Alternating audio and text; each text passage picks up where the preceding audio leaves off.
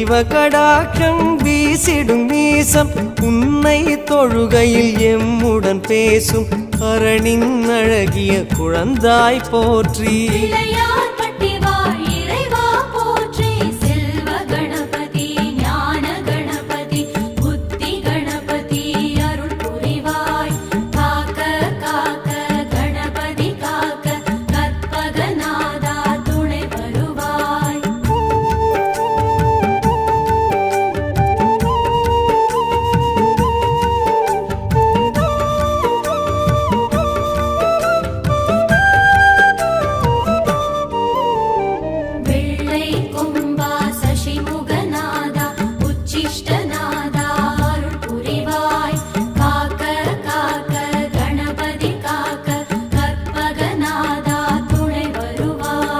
மாதரை வாட்டும் செவ்வாய்தோ